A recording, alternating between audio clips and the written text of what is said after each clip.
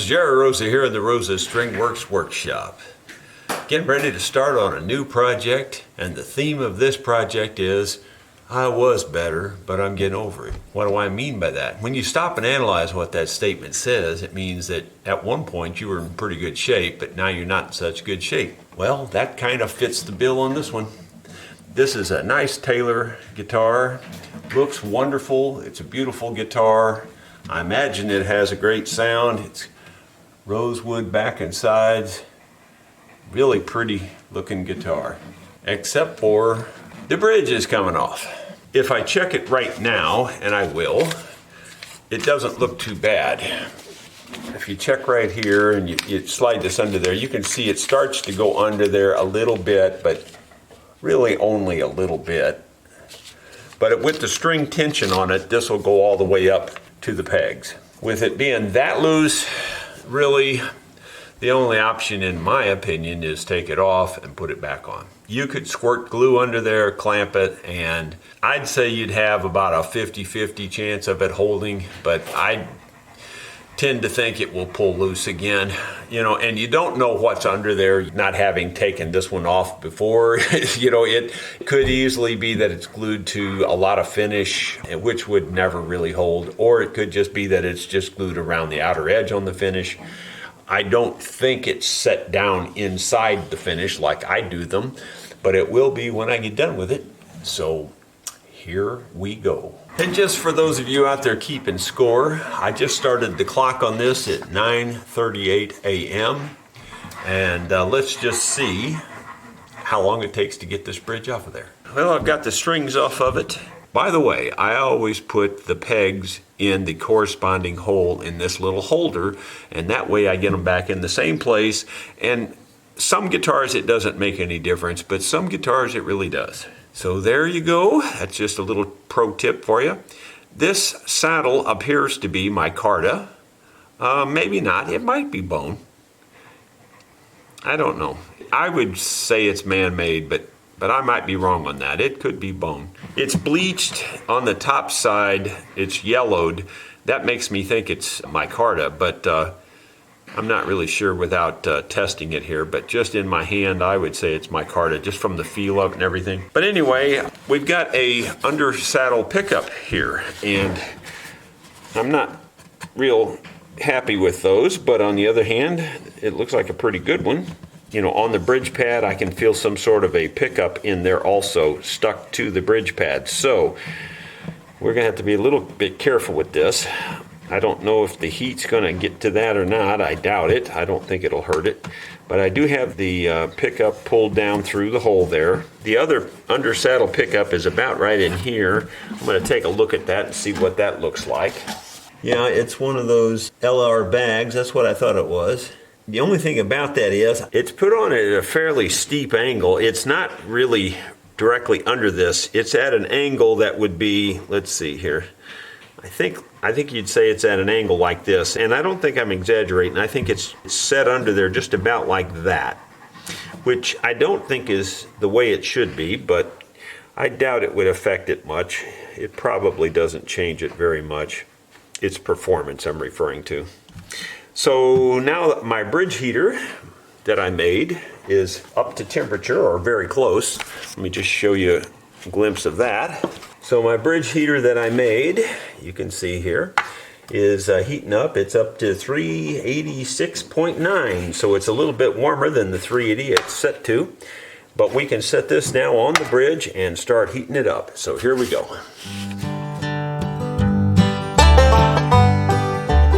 You can see moisture coming up through here. When you start heating these things up, it draws out all kinds of things. And there's definitely moisture down in the saddle slot that I can see. And I can see steam coming off the back here. This is pretty warm. So I'm trying to keep it directly over the bridge.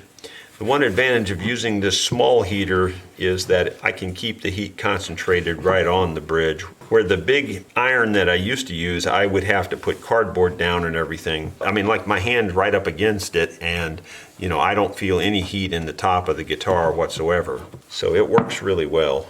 And all of these are odd shaped. People have said different things to me about why don't I make it such a way and such a way. But you know, every bridge has got a different shape to it. And so no matter what shape you make this thing, it's not perfect and it never will be. So you just gotta use it to the best of your ability on each bridge. Use it the best way you can. That's really getting warm, I can tell. Doesn't take long with a heater that gets that hot. I'm going to get my bridge removal tool and start heating it up. The problem with heating this up is you got to be careful going in under there. You can easily damage the finish. In fact, I may try to put some tape down. Well, I think I've got it hot enough. I'm a little leery on putting this on there, so I'm going to go ahead and put a little bit of tape down. Honestly, I don't think the tape helps that much. In one way, the tape gets in your way. Even though it's so thin, it actually raises the height that your knife can go in on. I don't even know how I'm going to do this because it's such a curved bridge in the back. I'll just do the best I can. Probably have to heat it up again. By putting that tape on there, it actually raises the height of this, which changes the angle that you can go in. So it's good and bad.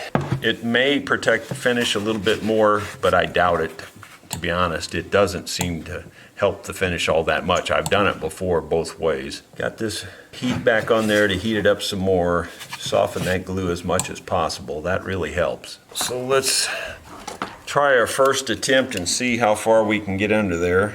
Pretty far. Went straight in. Yeah, and the other thing about it is the glue gets sticky on your knife. Doesn't help either, so you have to kind of keep that cleaned off as you're doing this. And a lot of times I'll just take sandpaper and sand it back off.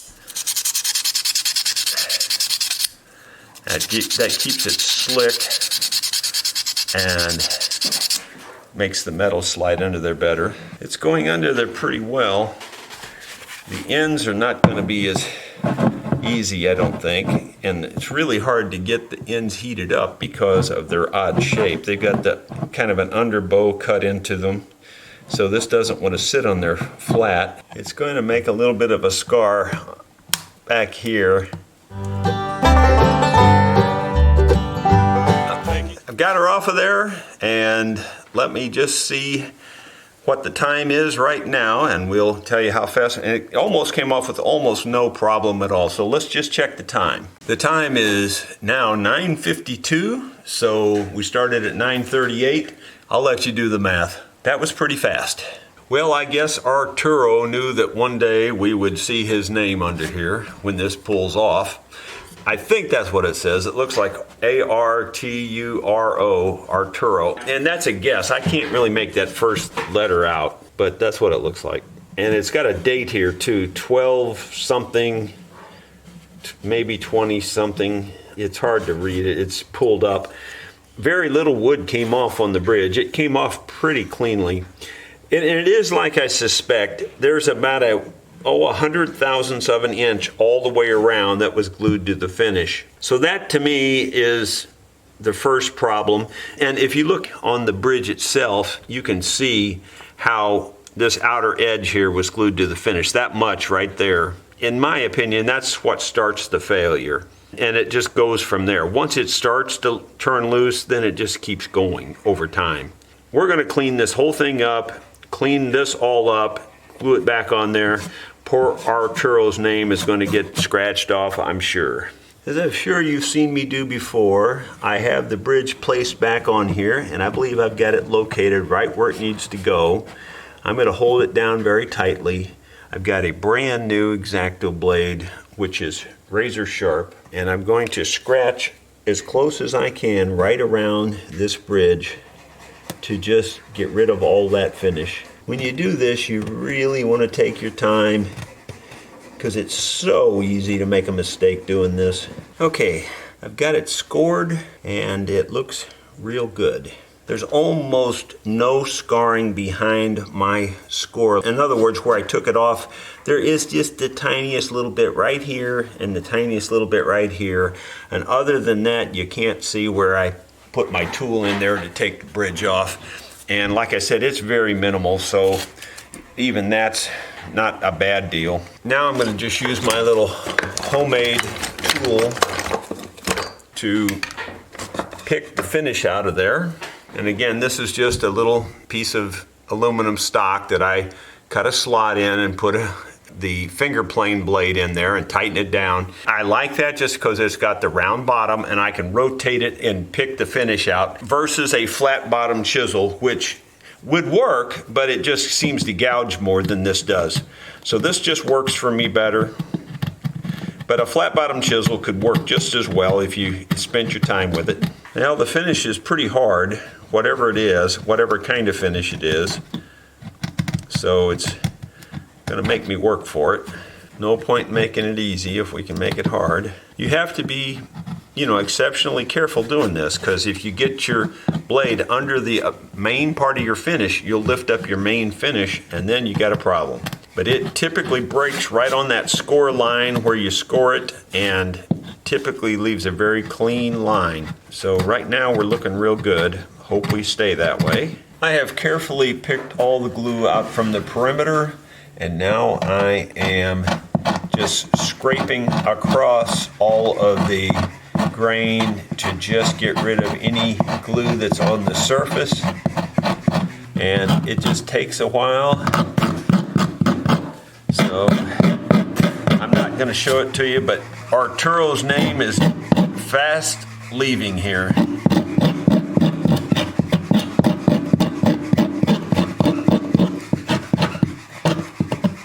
Well, you can see the process. I'll show you what it looks like as I get ready to glue it back together. I believe I've got that cleaned up pretty well. I think I've got all the glue off of it. It looks pretty flat and smooth. You can barely see any trace of Arturo's name there now. Poor Arturo. Well, he had his 15 minutes of fame on my YouTube channel. So there you go. Now I'm going to clean off the glue off the bridge itself. So to do that, I do exactly the same thing. I just take a scraper and scrape it off. Now, since this is a good flat piece of wood, I'm going to start with this flat razor blade and see if it works. Typically, that's much faster if it works.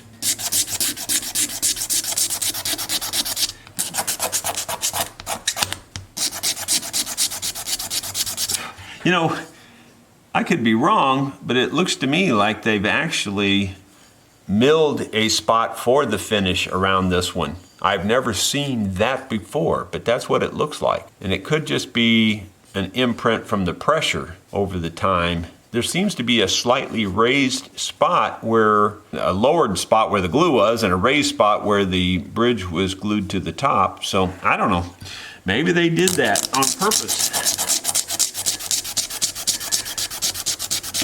But either way, it won't be that way now, and having it completely flat just gives you that much more glue surface to glue to, so it'll just be that much stronger. Pretty much guarantee you it will never have been this strong before, so when we're done, it should be perfect.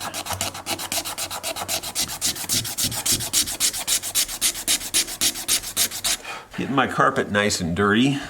The sounds of a southbound freight and the high-speed hum. Well, there you see the whole thing cleaned in real time. That's exactly how long it took me to clean it, as you saw there, which was only a few minutes, maybe 5 minutes total. I don't even think it was that much, 2 or 3 minutes. It seems to be perfectly clean and flat. What I'm doing is putting a straight edge on it to just make sure that it is flat, because I don't want to glue it on there if it's got curves to it. It's a little bit curvy right here, not too bad. So I'm just going to work on the center there and knock that down. But I think it's pretty flat otherwise. Looks pretty good. I'm going to take this blade with the teeth and drag it a little bit across here, just enough to make some little tiny holes for the glue, because the main reason is that the ebony is so hard and so smooth, there's very little for the glue to hold on to. Just by making those little tiny rough spots, I think the glue will have a better grip. And I'm not trying to go very deep at all, just giving it a little bit of surface there to grab a hold of. And especially on the back side of the bridge, because that's where it always starts to come loose first. Okay, that gives a little tiny bit of texture now. Not very much, but just a little. And I think we're ready to glue it back on. Can you say roadblock? Well, I hope you can, because I just hit one. I was telling you about the inside microphone that was glued up to the top here. It's in the way of my clamping. So I'm going to try to get it loose. I think it's just stuck on there with some, like two-way tape type thing. I'm going to see if I can pry it loose or get this under there between the tape and the pickup and knock it off of there. I'm hoping I can do it with my fingers first, but boy, it seems like it's really stuck. Try to get a little closer look at it. Yeah, it's really stuck. That I should, get out the camera for you guys and let you see this inside, but the problem with that is it takes too much time. I'm going to try to get this little blade between the pickup and the bridge pad. There it is. Will it let me get it off of there? Success, we got it loose. And you can see it was just stuck on with those two little stick-on deals. And I was able to get the knife in both of those places and pry it loose. So now that's out of my way, and I think I'm clear now to glue the bridge back on. I think we're fine. Just wanted to make sure. Okay, we'll get that set up and I'll show you what that looks like. Of a passenger train becomes a part of the soul and the heart of the mind. Well, you've heard me say this is not the place to get in a hurry.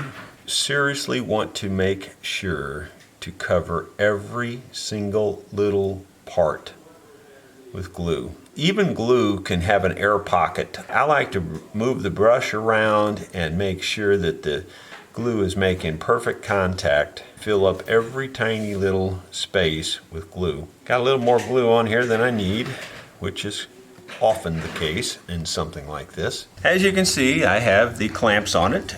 I put a caul on the inside just for extra pressure, or to keep it flat, I guess. And I'm getting very even squeeze out all the way around except for right back here. And that's a long way from the center of where the clamping force is. So that's a problem for me, because that's the area that needs to be clamped the best. Unfortunately, I don't know a good way to do that with the way this bridge is made.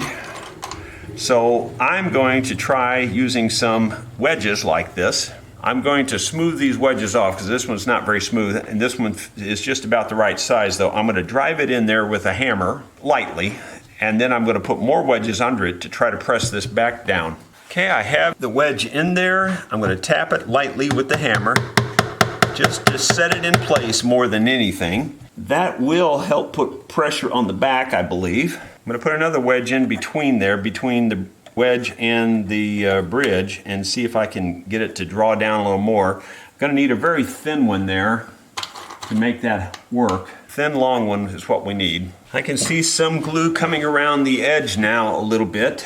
It's definitely pushing it back down that way. I'm still not crazy about it yet. That's helping, but it still doesn't do what I want it to do. I think I'm going to have to make a special wedge, a bigger wedge, wider, thicker, that'll hold down better. This is pretty good. It's better than nothing, but I think I can do better. So that's what I'm going to do, take this out and try something a little better. I've made a wedge that's just as wide as I can fit in between the pads on this clamp. I drove it in, and it still wasn't tightening up, so I have moved this clamp backward to this wedge, and I'm clamping down that way, because I have to get that back of this bridge glued up, and I can see glue squeezing out now.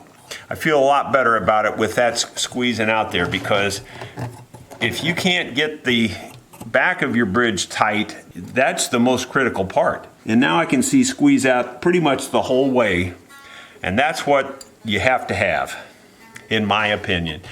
There's nothing more important than to have the squeeze out in the back area of your bridge there. I'm also going to drive some wedges underneath this clamp right here on the center where we had pressure before to help keep that down. At least I think I am. I'm going to try. There we go. And that'll keep pressure on the center of this too. That's working. I can see squeeze out all the way through now. So that's far better than what I had before. Yeah, don't ever glue it down unless that back edge is tight.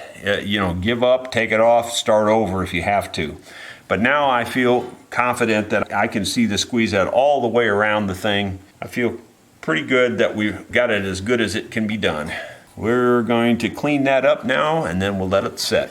It's been 24 hours and the guitar has been sitting, so, well, I say 24 hours, it's been overnight, let's say it that way, it's more accurate, since we're still the next morning and we glued it up in the afternoon.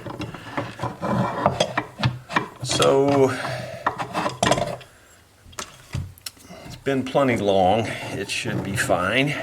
Gotta be kind of careful getting it all apart here that we don't scratch up the instrument. These things just barely fit under a lot of different circumstances. There we go. That was the caul on the inside falling down. And the caul. There we go. Well, that looks good now. I don't think it could be construed as being loose anymore. There's some dry glue residue around here. It's mostly just water and very, diluted glue. So I'm going to clean that up first thing. But just for all my friends out there in millimeter land, I've got a 5 mil drill in the drill, and I am going to open up these holes. The holes have glue in them is the only reason, and then we'll take our tapered reamer and just touch it up after that. That made short work of it. Well, I've got the little tapered reamer and I'm just running it down to where I can feel the end, and as soon as I feel the end I stop. This might even be a tiny bit bigger than the holes that were in there, but that's okay. It'll be fine. I'd actually rather have these a hair more open than a hair too tight. Too tight, it creates all kinds of issues. And the only other thing I got to do is I have to re-drill the hole where the pickup goes down through. And we'll pick out a drill for that. That looks pretty good. It fits in the slot without opening the slot up. And that is a 3.2 millimeter. And let's see if we can open that back up. I know it went at an angle like that, so I'm just going to approximate where it went.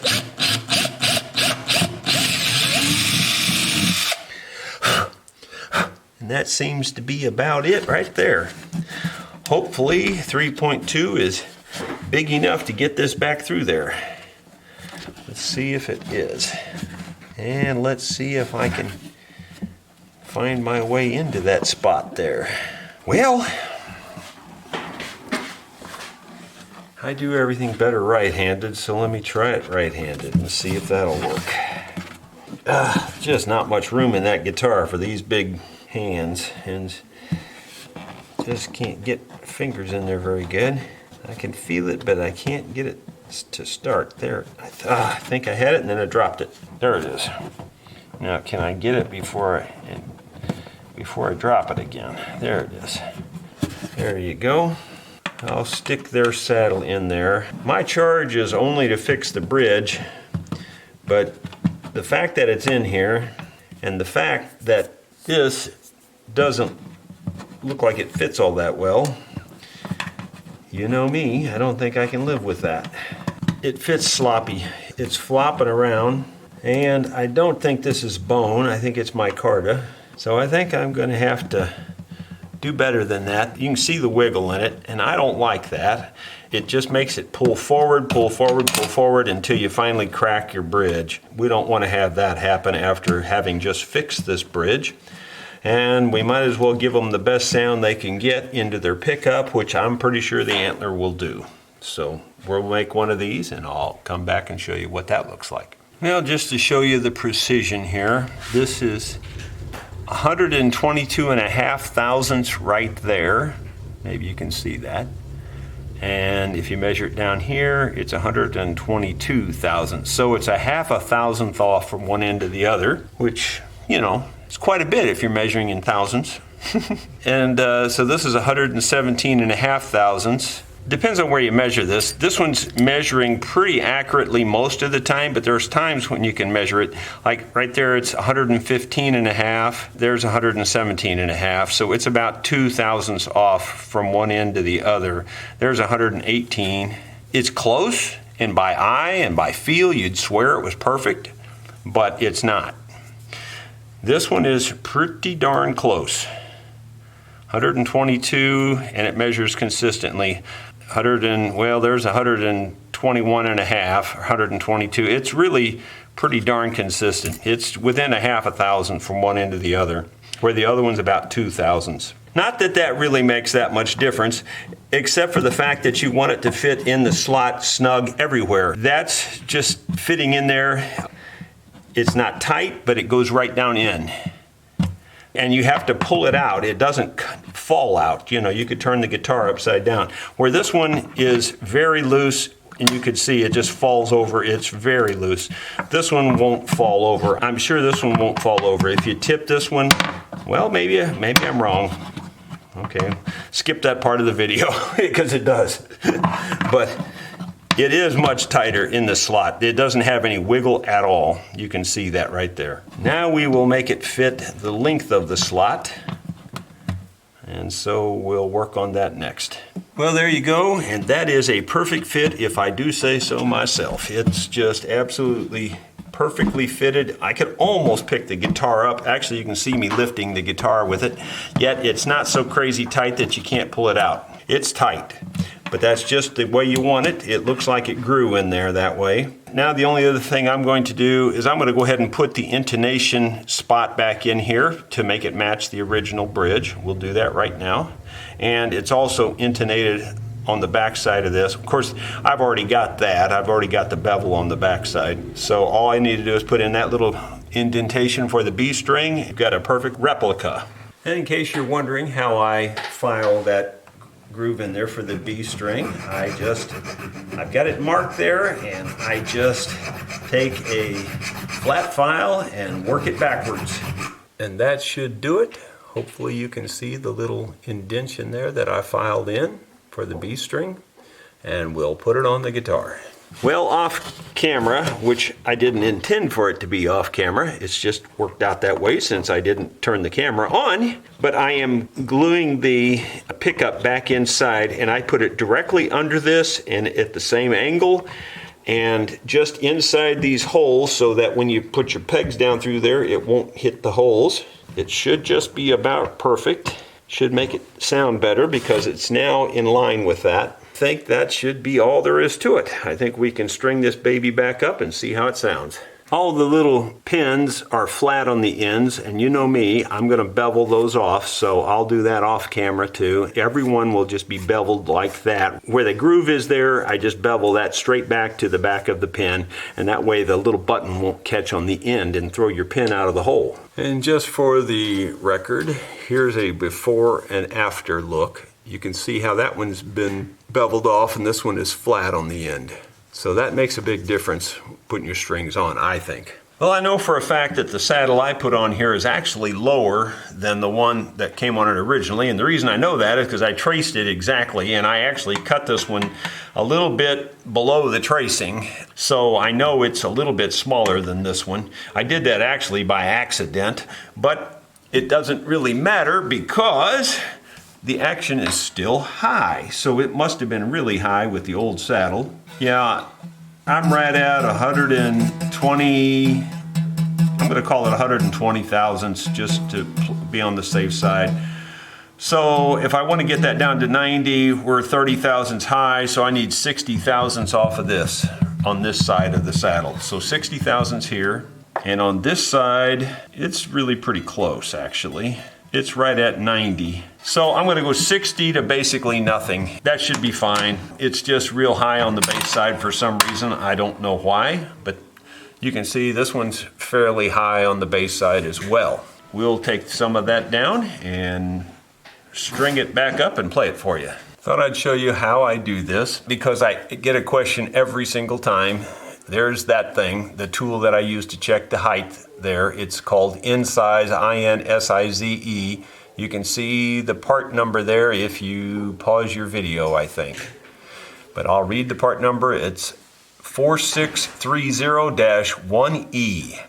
And you can get these on eBay and different places. Zorro sells them. I don't know where else. I think you can probably get them off of Amazon. But anyway, I set this to 60 thousandths exactly. And then I put a little black spot down here. And then I just drag this across the black and it scratches it off so that you can see it.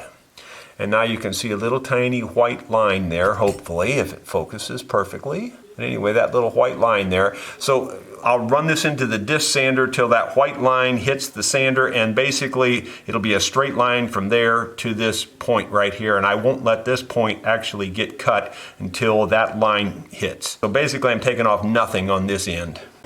And there's what it looks like now after taking off the 60 thousandths. So now it should fit down in here perfectly. I left those last two strings on because there's no reason to take them all out. And slide that into place. And that should be perfect now. So I'll tune it back up and then we'll play it for you. Okay, before we play it, let's just check the action one more time. It should be pretty darn close to perfect. It's about 95 thousandths on this side. Yeah, and that's debatable. It's about 95, I would say, so that's close enough. You're within 5 thousandths, that's a human hair. Pull one of them out of your head and see how thick that is. It ain't very thick. And now this is down to about 85, which is about perfect. So it's about as perfect as setup as you could do on one. We'll play it for you. Well, many days later, after all the interruptions and the weekend and a bout with the sawmill, and I couldn't even tell you how many other things I've done since I finished this guitar, but I haven't had that moment to sit down and play it yet. And of course, right on cue, the air conditioner kicks on. That's par for the course. Oh well, you're just going to have to listen around that, I guess. Sorry. Got a nice sound.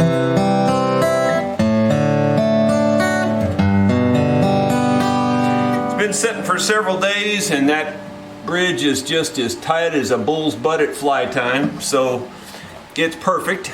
Guess I'll just sing you my theme song. This would be funny if it didn't hurt so bad. Nobody loves me, nobody cares if life is empty or full of fear. I searched for true love, looked everywhere. Nobody loves me, nobody cares. Searching for true love has been in vain. My heart is broken and filled with pain. Life's awesome burden now I must bear. Nobody loves me, nobody cares. Sad but true. Hope you enjoyed this look at this Taylor. I don't know if I told you earlier, but the model is a 710 CE. It's got a signature of Robert Taylor inside. The serial number is 2004-03-12129.